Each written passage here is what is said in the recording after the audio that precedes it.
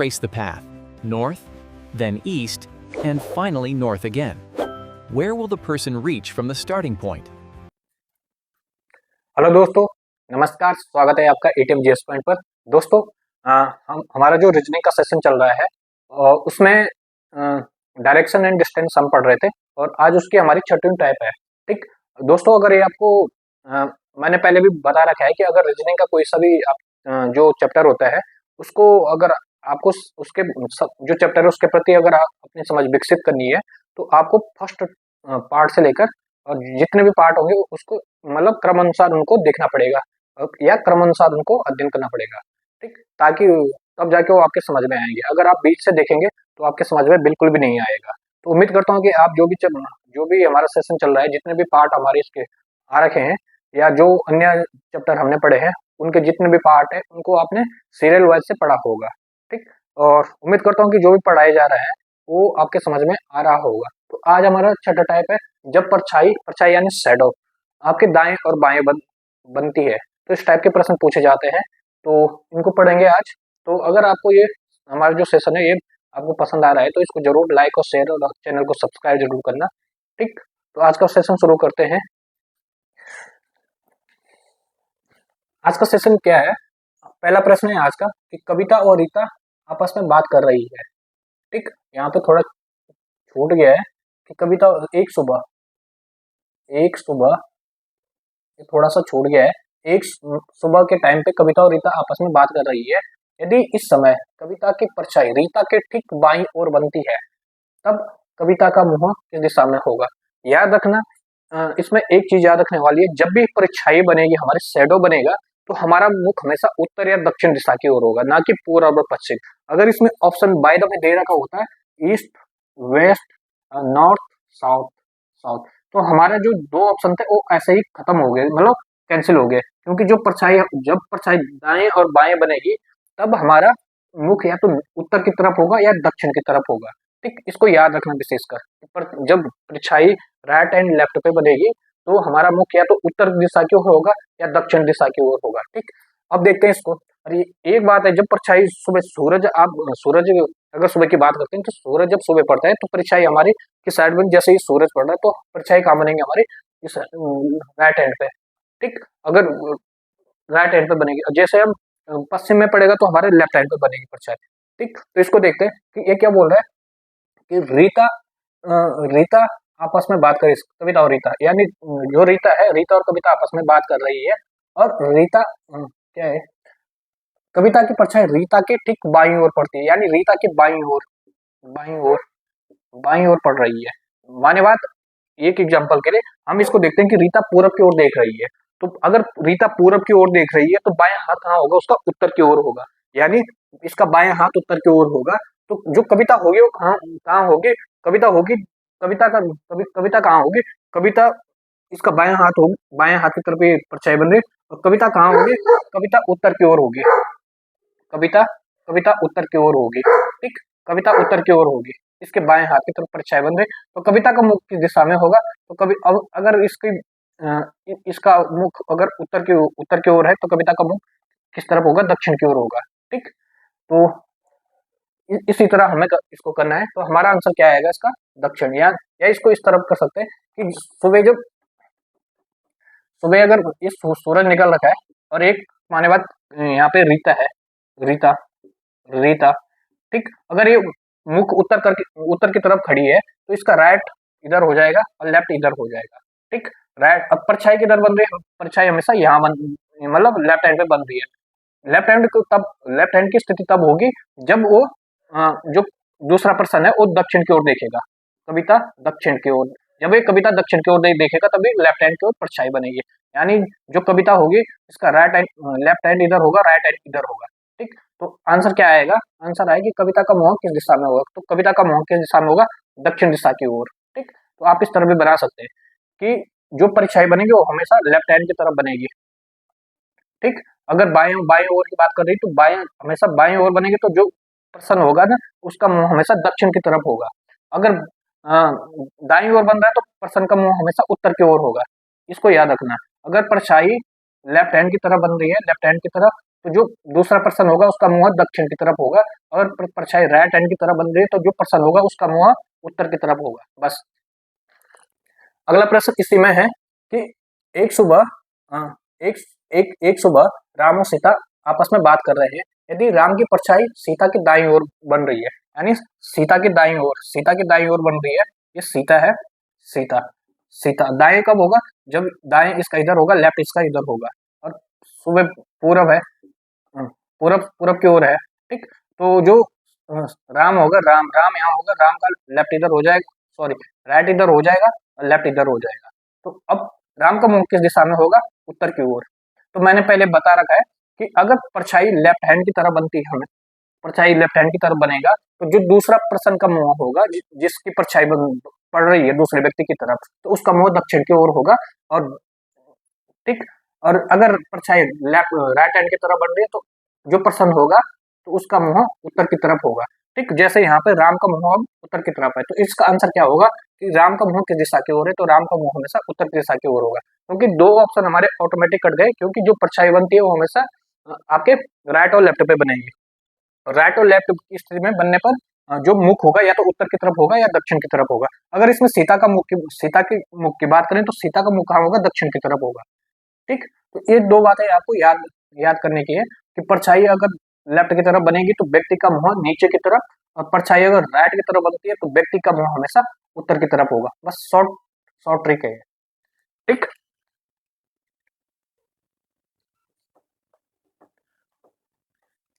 अगला प्रश्न है कि गोपाल एक खंबे को देख रहा है और परछाई उसके दाईं ओर बन रही है। यानी गोपाल एक खंबा है और गोपाल इसकी तरफ देख रहा है, शाम को देख रहा है, शाम को यानी सूरज पश्चिम में होगा, सूरज यहाँ होगा पश्चिम में। ठीक, देख रहा है और परछाई उसके दाईं ओर, यानी ये गोपाल है, ये गोपाल के राइट हैंड पे परछाई बन रही है। ठीक, राइट हैंड पे परछाई बन रही है। तो जो क्या बोल रहे हैं, परछाई उसकी दाईं ओर बनती है, तब उसका मुंह किस दिशा में होगा। परछाई राइट हैंड पे बन रही तो मैंने पहले बताया, अगर परछाई राइट हैंड पे बनती है चाहे किसी भी दिशा में हो, तो इसका मुंह कहाँ होगा, उत्तर की ओर होगा। या आप ऐसे भी कर सकते हैं कि जो मुख पूरब है तो पूरब का राइट क्या लेंगे हम, अ, पूरब का राइट लेंगे, सॉरी पूरब का लेफ्ट लेंगे तो उत्तर आंसर आ जाए। थोड़ा वो डिफिकल्ट है तो उसको छोड़ दो, सीधा याद रखना, अगर परछाई लेफ्ट हैंड पे बनती तो व्यक्ति का मुख नीचे की ओर, अगर परछाई ऊपर की ओर, सॉरी राइट हैंड पे बनती तो परछाई कहाँ बनेगी आपके, व्यक्ति का मुख उत्तर की ओर होगा। दोस्तों जो अगली टाइप है हमारी, टाइप नंबर 7 हो जाएगा, टाइप नंबर 7।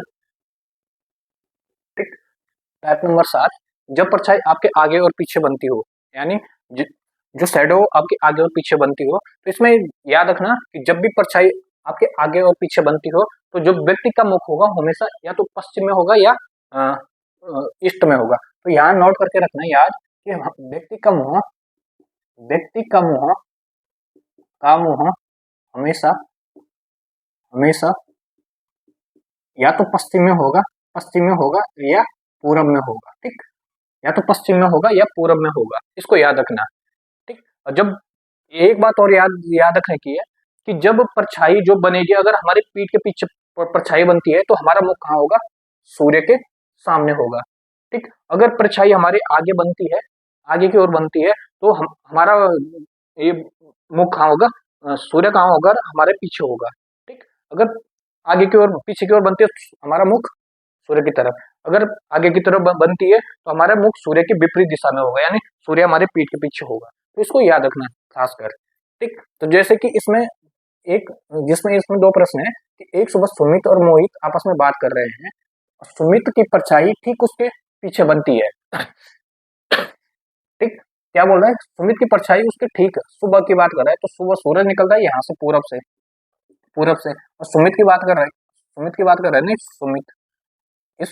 कर रहा है, सुमित ठीक उसके पीछे बनती है, यानी इसकी परछाई कहाँ बनेगी, पीठ के पीछे बनेगी। और पीठ के पीछे आंसर हमने पहले बता रखा है कि व्यक्ति का मुंह या तो हमेशा पीछे होगा या सॉरी या पश्चिम में होगा या पूरब में होगा।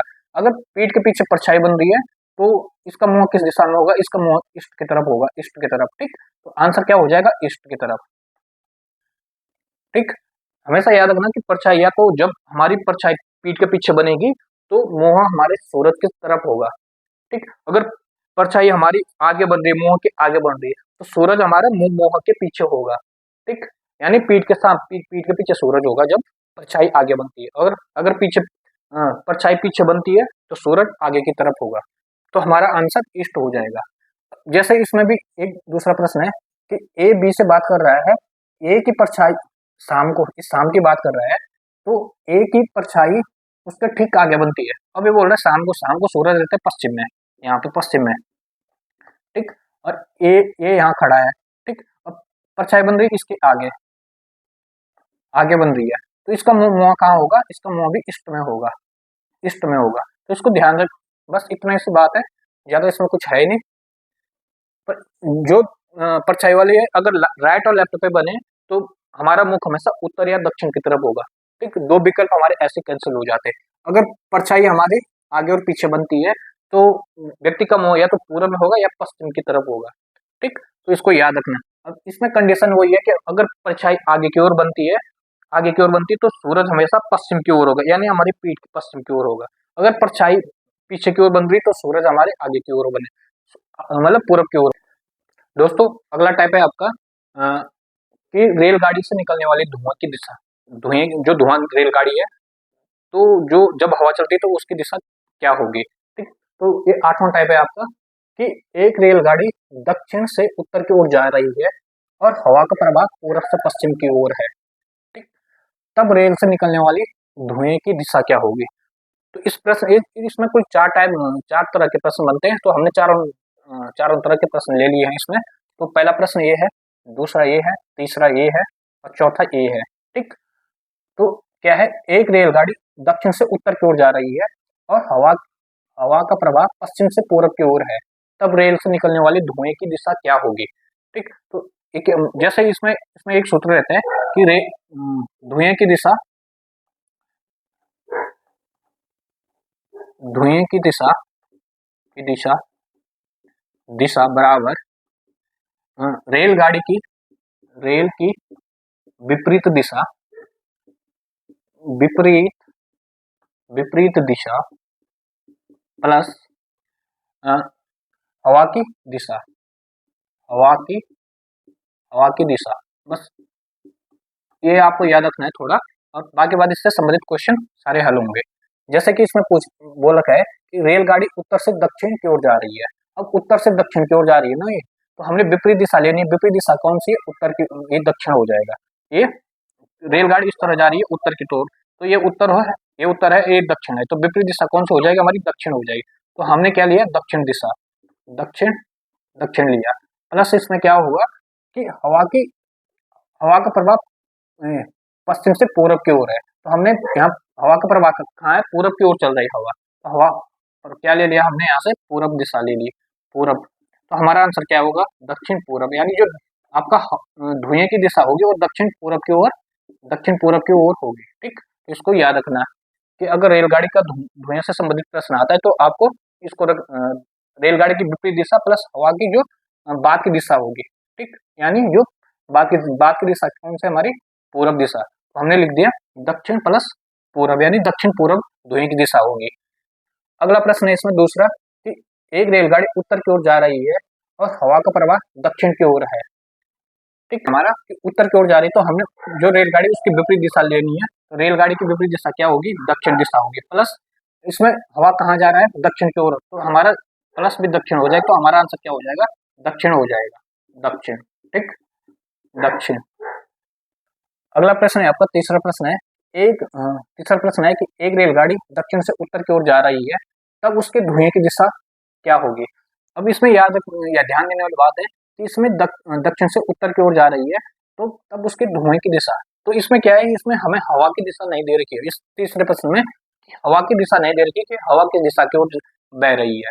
तो हमारा आंसर क्या होगा, इसमें डायरेक्ट हमारा आंसर कहाँ होगा, अगर रेलगाड़ी उत्तर की ओर जा रही है और हवा की दिशा नहीं दे रखी, तो धुआं हमेशा कहाँ आएगा, धुआं हमेशा पीछे की तरफ आएगा, यानी पीछे की तरफ, यानी दक्षिण। तो इसका आंसर क्या होगा, हमारा दक्षिण होगा हमारा आंसर, तीसरे का आंसर हमारा दक्षिण होगा। ठीक, अब क्या, अगला प्रश्न है आपका प्रश्न नंबर चौथा है कि एक रेलगाड़ी उत्तर की ओर मुंह करके खड़ी है और हवा का पूरब की ओर प्रवाह है, तब रेल से निकलने वाली धुआं धुएं की दिशा क्या होगी। तो इसमें ध्यान देने वाली बात है कि जब रेलगाड़ी खड़ी होती है तो वो चल नहीं रही होती है, तो उसका पहले जो धुआं निकलेगा वो सीधा जाएगा। अगर हवा पूरब की ओर जा रही है तो अगर पूरब की ओर हवा जा रही है तो धुआं कहाँ जाएगा, पूरब की ओर। तो इसका आंसर क्या हो जाएगा हमारा, पूरब की ओर, चौथे का आंसर। एक बार दोबारा देख लेते हैं कि एक रेलगाड़ी उत्तर की ओर जा रही है और उसका हवा का प्रवाह पश्चिम से पूरब की ओर है, तब रेल से निकलने वाली धुआं। तो हमने सीधा जो एक सूत्र है या ट्रिक बोल सकते हैं इसको, कि रेल की विपरीत दिशा प्लस हवा की दिशा। रेल की दिशा विपरीत दिशा कौन सी, दक्षिण, और हवा की दिशा पूरब, यानी दक्षिण पूरब। पहला का आंसर दक्षिण पूरब। दूसरा क्या है कि उत्तर की ओर जा रही है और हवा का प्रवाह दक्षिण की ओर है, यानी उत्तर की ओर जा रही है तो विपरीत दिशा कौन सी हो जाएगी हमारी, दक्षिण। हवा के प्रवाह दक्षिण, यानी दक्षिण प्लस दक्षिण क्या हो जाएगा, दक्षिणी आंसर हो जाएगा। ठीक। तीसरा क्या है, एक रेलगाड़ी दक्षिण से उत्तर की ओर जा रही है तब धुएं की दिशा क्या होगी। अगर धुएं की दिशा इसमें हमें हवा की दिशा नहीं दे रखी है तो हमारा आंसर क्या होगा, जो विपरीत दिशा होगी वही आंसर होगा, यानी हमारे आंसर दक्षिणी होगा। चौथा प्रश्न है, एक रेलगाड़ी उत्तर की ओर मुंह करके खड़ी है और हवा की दिशा पूरब की ओर है। तो जो हवा, जब रेलगाड़ी खड़ी रहती है तो जो धुआं होगा, अगर हवा नहीं चल रही तो वो सीधा ऊपर जाएगा, अगर हवा चलेगी तो हवा की दिशा पूरब की ओर बताई गई तो धुआं कहाँ जाएगा, पूरब की ओर जाएगा। तो हमारा आंसर क्या होगा, पूरब होगा। दोस्तों अगला टाइप है आपका coded direction, coded direction and सांकेतिक या सांकेतिक दिशाएं। ठीक, इसमें कोडेड फॉर्म में आपको क्वेश्चन दे रखी होती है और आपको उसको हल करना होता है। जैसे कि हमने इसको डायरेक्शन फॉर्म में हल करना है, वही त्रिभुज बनाकर इसका आंसर निकालना होता है। तो जैसे इसमें देखते हैं इसको किस प्रकार पढ़ेंगे कि P at the rate Q, P at the rate Q का अर्थ क्या होगा कि P क्यू के 6 किलोमीटर पूरब में है। P हैज क्यू का अर्थ क्या होगा, क्यू P के 4 किलोमीटर उत्तर में है। P परसेंटेज क्यू का अर्थ क्या होगा, क्यू P के 12 किलोमीटर दक्षिण में है। ठीक, तब A at the rate B, A at the rate B और B हैज C और C परसेंटेज D हो तो D A से कितना और किस दिशा में होगा। तो इसको हल करते हैं। ये क्या, इसको पहले इसको लेंगे कि A at the rate B, A at the rate यहाँ देखा, एट द रेट यहाँ चाहिए तो इसको पढ़ेंगे P Q के, P at the rate Q, यानी Q जो P है वो Q के 6 किलोमीटर पूरब है। तो हम इसको कैसे पढ़ेंगे, जो A होगा वो B के 6 किलोमीटर पूरब होगा, यानी जो B होगा उसके 6 किलोमीटर पूरब में कौन होगा, A होगा। ठीक, दूसरा क्या है, B दूसरा हैज वाला है, तो अब हैज वाले को पढ़ेंगे कि P has Q, Q P के 4 किलोमीटर उत्तर में है। तो इसमें क्या होगा, B हैज C, यानी जो C होगा वो B के 4 किलोमीटर उत्तर होगा। तो यहाँ से 4 किलोमीटर उत्तर कौन होगा, C 4 किलोमीटर। ठीक, B हैज C, यानी जो C होगा वो B के 4 किलोमीटर उत्तर की ओर होगा। ठीक, अगला क्या है, अगला है परसेंटेज वाला।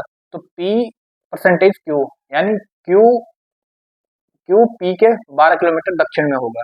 ठीक, तो 12 किलोमीटर, तो इसमें क्या होगा, जो C परसेंटेज D का अर्थ क्या होगा, जो D होगा वो C के 12 किलोमीटर दक्षिण में होगा, यानी C 12 किलोमीटर दक्षिण में होगा। कौन सा, आपका D।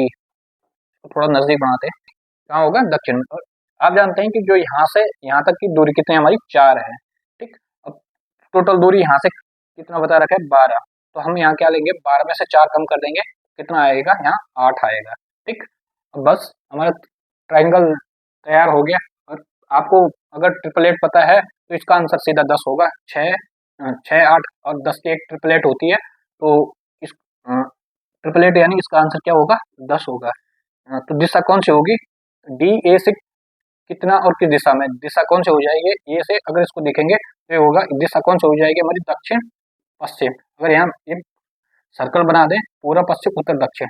ठीक, तो ये दिशा कौन से हो जाएगी हमारी, दक्षिण पश्चिम हो जाएगी। और कितना होगा, 10। और नहीं तो अगर आपको ट्रिपलेट पता नहीं है तो 6 का स्क्वायर 8 का स्क्वायर, 6 का स्क्वायर प्लस 8 का स्क्वायर कितना होगा, 36 प्लस 64 बराबर रूट 100 हो जाएगा, 100। ठीक, 100 रूट 100 का मान कितना होता है, 10, यानी जो रूट 100 होता है वो 100 किसका स्क्वायर होता है, 10 का स्क्वायर होता है। तो आंसर क्या होगा हमारा, 10 होगा। ठीक, अगला प्रश्न है कि राम एक नदी के किनारे खड़ा है। राम एक नदी के किनारे खड़ा है और उसकी पीठ नदी की तरफ है। नदी में एक पत्ता उसके बाएं से दाईं ओर आता है। यदि नदी का प्रवाह उत्तर से दक्षिण की ओर है तब राम का मुख किस दिशा में होगा। यानी ये क्या बोल रहा है, जो नदी है वो उत्तर से दक्षिण की ओर आ रही है, ठीक। ये नॉर्थ है, ये साउथ है, ठीक। अब क्या बोल रहा है, जो पत्ता है वो राम के बाईं ओर से दाईं ओर हो रहा है। यानी जो पत्ता, ये पत्ता आ रहा है कोई,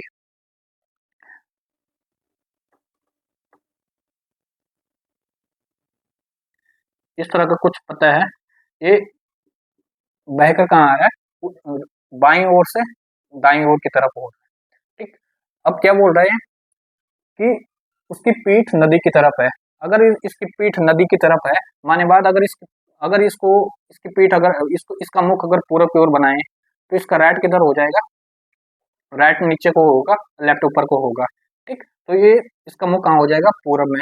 अगर हम इसको पश्चिम की ओर बनाते हैं, पश्चिम की ओर बनाते हैं एग्जाम्पल के लिए, इसका मुख अगर पश्चिम की ओर खड़ा करते हैं इसको, ठीक। तो पश्चिम को अगर अगर खड़ा करेंगे तो ये जो राइट राइट होगा वो ऊपर की ओर होगा और लेफ्ट नीचे की ओर होगा। तो पश्चिम की ओर अगर मुख होगा तो हमारा आंसर नहीं होगा, क्योंकि पत्ता कहाँ जा रहा है, पत्ता इसके लेफ्ट से राइट की ओर जा रहा है, ठीक। तो आंसर क्या हो जाएगा इसका, आंसर होगा पूरब, क्योंकि जो राम का मुख होगा वो पूरब होगा और पूरब की ओर होगा, ईस्ट की तरफ होगा राम का मुख, ठीक। जैसा ये ईस्ट है तो इसका बायां उत्तर की तरफ और दायां दक्षिण की तरफ। अब पता कहाँ जा रहा है, नॉर्थ से साउथ की ओर जा रहा है, ठीक। तो ये आपका जो डायरेक्शन एंड डिस्टेंस था वो आज समाप्त होता है, ठीक। अगला जो चैप्टर होगा उसको हम देखेंगे, कौन सा चैप्टर, जो हमारे मेन 12 से 15 चैप्टर है उनको पढ़ेंगे पहले, उसके बाद जो आपके ABCD या नंबर इक्वेशन से संबंधित होते हैं उनको बाद में पढ़ेंगे। पहले इनको 12 से 13 जो इम्पोर्टेंट चैप्टर है उनको पढ़ेंगे। तो आज के लिए इतना ही रखते हैं। अगर आपको ये वीडियो पसंद आती है तो हमारे चैनल को जरूर सब्सक्राइब करिएगा और अधिक से अधिक लोगों को शेयर करिएगा। साथ ही ये बताना चाहूँगा कि अगर आपको कहीं से समझ में नहीं आ रहा तो आप निसंदेह कमेंट कर सकते हैं या हमारे जो व्हाट्सएप ग्रुप है उससे जुड़ सकते हैं, ठीक। व्हाट्सएप ग्रुप के लिए हमारा जो नंबर होगा वो होगा 7982845015, ठीक। तो इस पे आप मैसेज कर सकते हैं, आप इस पे जुड़ सकते हैं। तो आज के लिए इतना ही, मिलते हैं नेक्स्ट वीडियो में, धन्यवाद।